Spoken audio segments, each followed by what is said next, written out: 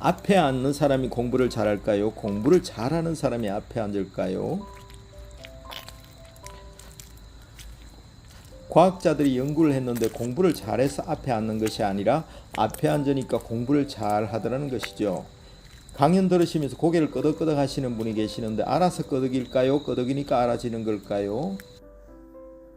이것도 우리가 알아서 끄덕이는 줄 알았는데 끄덕이니까 알게 되더라는 겁니다. 왜 그러냐 하면요, 우리가 학교 현장에서 아이들을 가르치잖아요. 교사가 아이들을 볼 때 누구에게 관심이 가느냐, 끄덕이는 아이에게 관심이 가더라는 거예요. 자기도 모르게 끄덕이는 아이와 교류가 되는데 이것을 과학적으로 공명이라고 합니다. 그런 아이들은 선생님에게 신뢰를 받고 있다는 신념을 가지게 됩니다. 그러면 공부를 하는데 월등히 유리하다는 거예요. 우리가 자녀 교육을 잘하면 앞에 앉아 끄덕이는 것 하나만으로도 공부를 하는 것에 월등하게 유리하다는 것입니다. 그러면 코로나 시대에 공부를 어떻게 하고 나의 건강 관리를 어떻게 하는지 알아보도록 하겠습니다. 이시영 박사님이 공부를 잘하려면 운동을 시키라고 합니다. 왜 그렇습니까? 그 이유를 알아야 합니다. 암기든 창의적 공부든 무엇이든 어떤 공부든 잘 하려면 운동을 시켜라. 결국 공부는 뇌가 하는 겁니다. 뇌를 잘 써야 공부를 잘하는데 과학자들이 연구를 해보니 몸을 쓰지 않고 뇌를 활성화시키는 방법은 없다는 겁니다. 몸을 써야 뇌가 활성화됩니다. 하버드 대학교 존 레이트 교수가 이 연구를 오랫동안 했습니다. 영조시에 운동을 했더니 몸을 쓴 거죠. 움직임을 일으켰더니 오히려 그 학교가 학생의 성적이 올라갔습니다.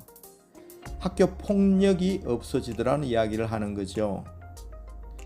스트레스 지수가 떨어지고요. 뇌에 대한 놀라운 비밀 한 가지를 말씀드리겠습니다. 병원에 가서 뇌 수술할 때 마취를 합니다. 왜 마취를 하는지 아시죠? 놀라지 마세요. 마취는 두개골을 여는 데까지만 딱 쓰입니다. 두개골을 열면 뇌는 주물러도 몰라요. 누군가 나의 두개골을 안 아프게만 열어준다면 뇌는 주물러도 모른다 이겁니다. 뇌는 평생 밖에 나올 일이 없기 때문에 조물주가 뇌는 그런 기능을 안 줬습니다. 여러분들은 여러분들의 뇌를 본 적이 없어요. 나는 나의 뇌를 보고 싶다면 따라해 보세요. 자기의 두 주먹을 쥐고 붙이면 자기 뇌와 크기가 같습니다. 아이들은 뇌가 덜 성장했기 때문에 한쪽 주먹만 합니다. 무게는 1.4kg 정도 되고요. 뇌를 잘 쓰려면 몸을 써야 된다는 겁니다. 전 세계 나라를 연구를 해보니까 몸을 가장 안 쓰는 나라가 한국이라는 것입니다. 매일 40분 정도는 운동을 해야 뇌가 자극이 되고 집중력도 생기고 성취욕도 생기고 창의성이 증가합니다. 한국인은 뇌를 안 쓰기 때문에 뇌 성장에 방해가 되고 나중에는 우울증이 생긴다는 거죠. 전 세계에서 가장 역행하는 나라가 한국이라고 걱정을 하고 있습니다. 우리는 학생들 중에 몸 안 쓰는 나라 1등 국가가 되었습니다. AI 시대, 컴퓨터 시대일수록 몸을 써야 된다라는 이야기를 하고 있죠. 고등학교만 가면 압도적으로 몸 안 쓰는 나라 전 세계 1등이에요.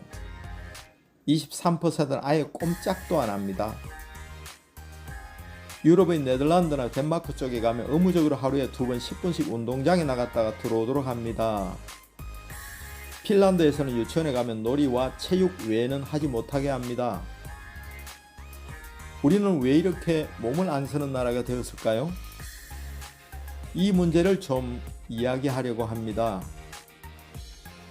예전에 사스가 왔다 갔습니다. 메르스가 왔다 갔죠. 그 다음에 뭐가 올까요 안 올까요 라는 이야기를 제가 수백 번 했습니다. 진짜 왔습니까 안 왔습니까? 예, 왔어요. 코로나19가 와 있어요. 제가 그때 무슨 이야기를 했느냐 하면, 그러면 코로나19 다음에 뭐가 또 올까요 안 올까요? 그러면 우리 아이들을 어떻게 키우고 나는 몸 관리를 어떻게 해야 하느냐? 임진왜란이 일어나기 전에 임금님이 일본에 사신을 2명 보냈습니다. 2명이 갔다 와서 임금님께 상소문을 올렸는데 서로 다른 의견이었어요. 한 사람은 전쟁이 일어날 것 같다. 한 사람은 전쟁이 일어나지 않을 것이다. 현명한 임금님은 이럴 때 누구 말을 들어야 할까요? 일어날지도 모른다는 이야기를 듣고 거기에 대비하는 사람이 현명한 사람입니다. 우리가 지금 코로나19 상황에 있습니다. 다음에 더 생겨온다는 이야기도 있고 아니다라는 이야기도 일부 있어요. 현명한 선생님과 현명한 부모님은 누구의 말을 믿고 준비를 해야 됩니까? 혹시 더 생겨올지 모른다는 그 이야기를 우리는 귀담아 들어야 할 필요가 있는 거예요. 자, 그러려면 무엇을 준비해야 되느냐? 강원도에 민족사관 고등학교가 있어요. 기숙사에서 일어나면 아침에 몽땅 어디론가 갑니다. 전교생이 운동을 하러 가요. 태권도 아니면 금도 전교생이 하나 선택해서 운동을 하는 거예요. 이시영 박사님도 공부를 잘하려면 운동을 하라고 했습니다. 그래서 우리가 흔히 공부 좀 한다는 아이들이 외고나 과학고에 좀 가 있죠. 외고나 과학고에 있는 아이들이 아침에 운동하는 학교가 많을까요? 공부를 하는 학교가 많을까요? 운동하는 학교가 더 많더라는 거예요. 미국이나 유럽에 가면 압도적으로 운동을 많이 해요. 왜? 우리는 몸을 쓰는 것을 경시하는 나라입니다. 외국의 경우는 몸을 쓰는 것은 뇌를 자극하는 훌륭한 행위라고 생각합니다. 미국의 경우 영조시에 운동을 했더니 국어 실력이 17% 올라가더라, 이런 거죠. 우리는 어렸을 때부터 야, 머리를 쓰지 않으면 몸이 고생한다라는 말을 듣고 살았습니다. 하버드 존 그레이티 박사가 이런 말은 없다라고 했습니다. 몸을 쓰지 않으면 머리가 고생한다고. 우리가 몸을 쓰지 않으면 기억력이 떨어지고 암기력이 떨어지고 치매 걸릴 확률이 높고 몸을 쓰지 않으면 뇌가 활성화되지 않는 거예요.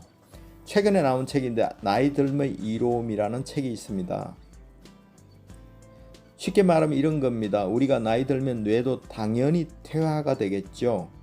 그러나 그것을 극복할 수 있는 방법이 있다는 겁니다. 그것은 바로 움직이라는 것입니다. 움직이지 않으면 우리는 나이 들음을 그대로 받아들일 수밖에 없다는 거예요. 우리는 동물입니까? 식물입니까? 동물과 식물의 가장 차이점은 무엇일까요? 움직임이죠. 움직이는 동물은 뭐가 있고 움직이지 않는 식물에는 뭐가 없어요? 그게 뭘까요? 움직이는 동물부터 뇌가 있더라는 겁니다. 우리가 먹는 멍게가 어렸을 때 유충으로 막 돌아다닐 때까지만 해도 뇌가 있는데 멍게가 벽에 딱 붙어 살기 시작하는 순간부터 뇌가 없어지더라는 겁니다. 안 움직이면 제일 먼저 뭐가 퇴화한다? 뇌가 퇴화하는 겁니다.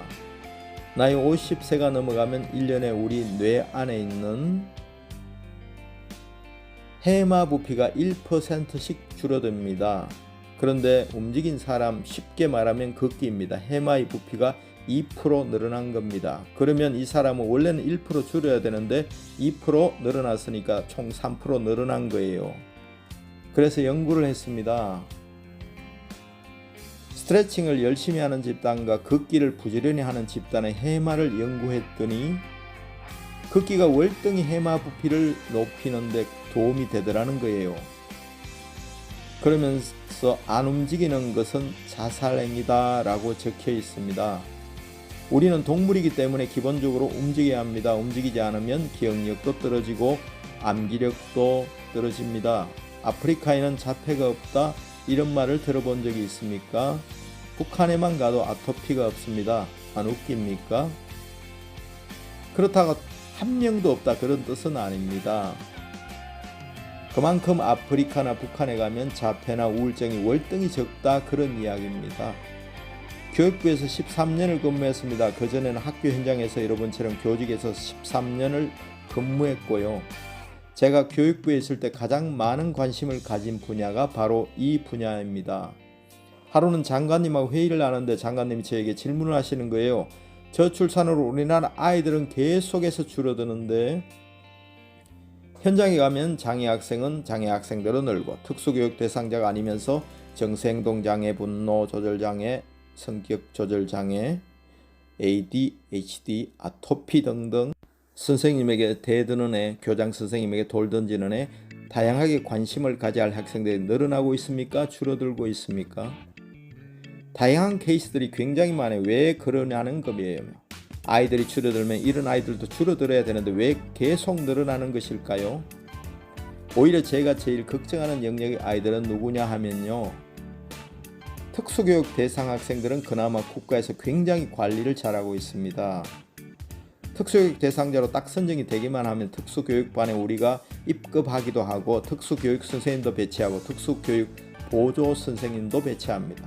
걱정하는 대상은 누구나 특수교육 대상자는 아니면서 우리가 관심을 가져야 할 경계선급 학생들을 향한 관심은 줄어들고 있습니다. 왜 이렇게 많이 늘었느냐, 이런 것을 거의 20년째 연구하고 있습니다. 공부를 쭉 해보니까 두 가지 원인이 있어. 첫째, 안 움직이면 이런 아이들이 계속 늘어난다는 거예요. 움직여야 돼요. 둘째, 자연을 멀리하면 이런 아이들은 점점 늘어난다는 거예요. 우리나라에 똑같은 칸막에서 똑같은 옷을 입고 똑같은 음식을 먹는 두 곳이 있습니다. 학교하고 교도소입니다. 제 이야기가 아니고 우리나라 유명한 건축학자 이야기입니다. 교도소의 평당 건축비와 학교의 평당 건축비 어느 쪽이 비쌀까요? 관공서 중에 유초등학교 단가가 제일 낮은 쪽에 들어간다는 겁니다. 우리는 학교를 지으려면 돈이 없기 때문에 운동장을 넓게 할 수 없어요. 조그만 운동장 하나 갖다 놓고 초등학교도 이제는 4층, 5층까지 있습니다. 우리는 예전에는 1층 아니면 2층 공간에서 다 살았습니다. 쉬는 시간 10분을 꿀맛같이 사용했어요. 우리는 학교 갈 때 그때는 놀러갔지 공부하러 간 적은 별로 없습니다. 쉬는 시간에 그렇게 열심히 놀았어요. 땡 하면 또 나가서 놀다가 교실에 들어오고, 요즘 누가 5층에서 쉬는 시간 10분에 1층까지 내려왔다가 다시 5층까지 갑니까?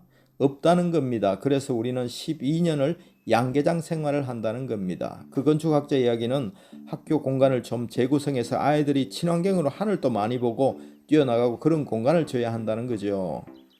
예전에는 다 골목에서 놀았어요. 요즘은 골목에서 노는 아이가 없어요. 그때는 우린 학교도 걸어가고 걸어왔는데 요즘은 다 학교도 다 차 타고 가고 다 학교 근처에 삽니다.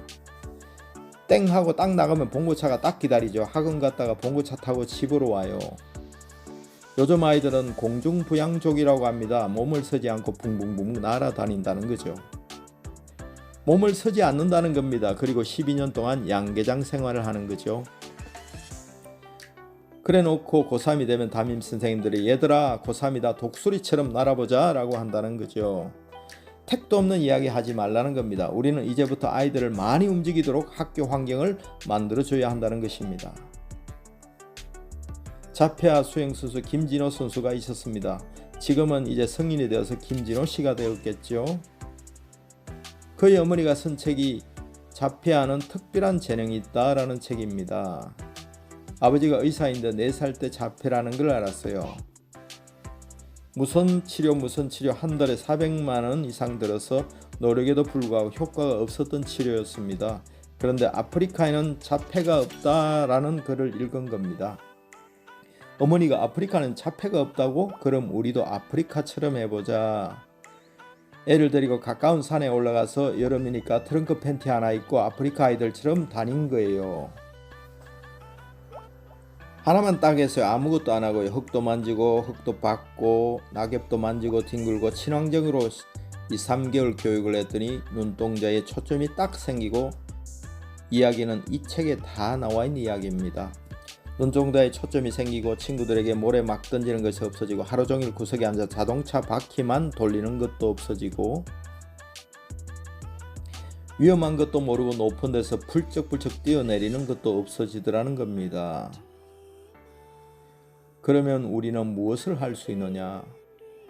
교육을 할 수 있잖아요. 효율적으로. 훗날 전세계 지적장애인 수영대 1등을 하더라는 겁니다. 마라톤 영화의 실제 주인공 배형진 군 이야기도 마찬가지입니다. 어머니의 인터뷰 기사 내용을 봐도 똑같은 내용이 나옵니다.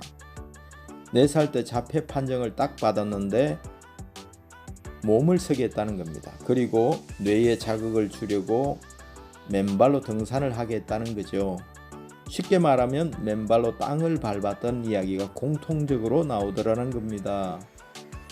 우리는 이제 위드 코로나 시대를 맞이했습니다. 애프터 코로나 시대는 없고요.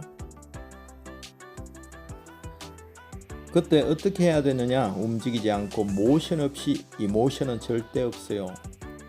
몸을 많이 쓰면 몸에 땀이 나는 것처럼 반드시 아이들은 움직여야 정서가 안정이 됩니다. 정서불안, ADHD, 아토피 등 이런 것이 점점 늘어나는 이유는 전반적으로 움직임이 굉장히 줄어들었기 때문에. 그래서 에리 프롬은 당신 아이가 아프면 엄마가 놀지 못하게 한 것에 대한 복수다라고 했습니다. 그만큼 움직임이 적으면 아이들은 아프게 된다는 거예요. 지금까지 샘TV 기적의 맨발 걷기 1장 권택환 교수님의 강연 내용이었습니다. 위드 코로나 시대를 맞이하여 모두들 건강하게 행복하게 사시기를 기원합니다. 다시 한번 샘TV와 권택환 교수님의 유익한 강연에 감사드립니다. 감사합니다.